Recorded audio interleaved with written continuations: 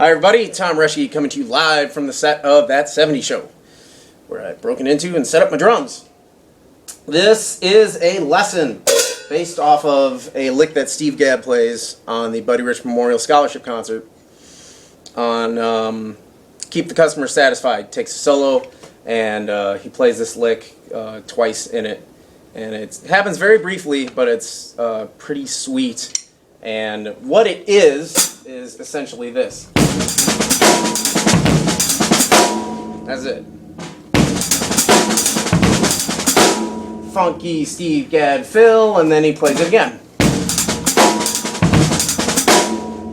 So what he's doing is an inverted double stroke roll. It's based off that. So, double stroke roll, right. That's that. Inverted double stroke roll starts with a single right, and then continued on with a series of doubles. So we get 1 E and a 2 E and a 3 E and a 4 E and a 1 E and a 2 E and a 3 E and a 4 E and a 1 E and a 2 E and a 4 E and a. So if you can't do that easily, work on that before we get to the next part, which is an easy transition. Now what we're going to do is put the left hand on the snare and play the same thing. 1 E and a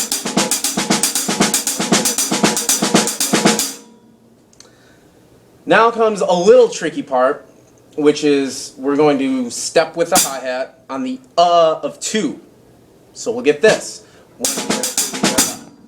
1 E and a 2 E and a. 1 E and a 2 E and a. Next thing we're going to do is play an accent on the snare on 3. So 1 E and a 2 E and a. That's the gist of the hard part. You know, if you're not used to stepping with a hi-hat on, 16ths, that could be a little tricky for you. And then we're just going to add the bass drum, which plays on the 1 and the of 4. So it's...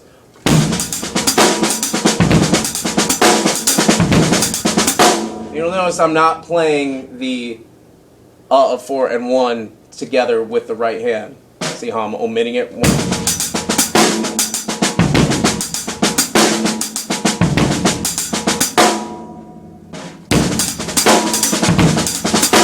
That's basically it.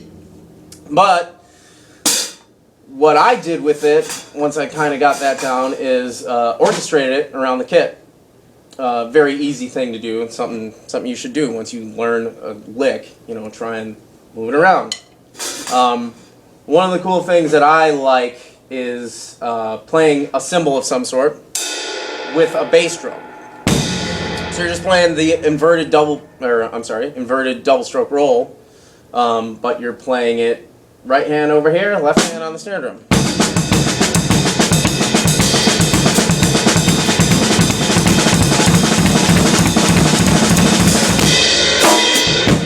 So, yeah, as you can hear, it's basically like a generic kind of samba.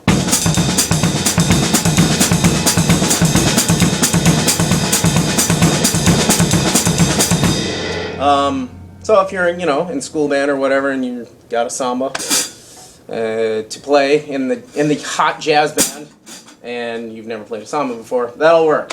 It's not great, but it'll work. Anyway, back to the thing.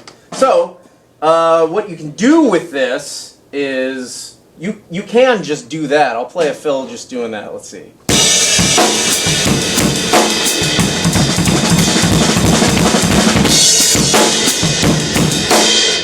So you can see I kind of crescendoed it to make it a little more interesting.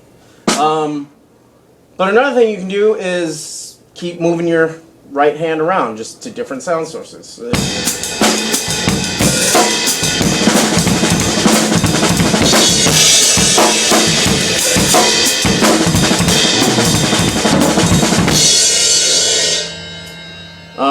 So it's kind of cool. One of the things you want to make sure to do is definitely play those right hands fairly, pretty much as big as you can. That sounds like poo. because you don't want, you kind of want the chunga chunga chunga chunga chunga chunga. That's the kind of vibe you want from it. You know, you can even play it if you're playing jazz, like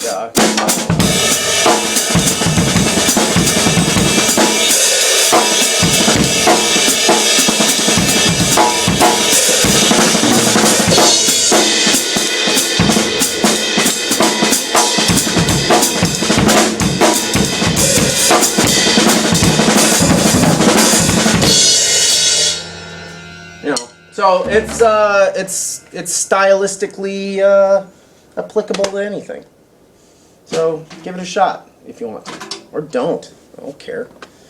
Anyway, thanks for watching.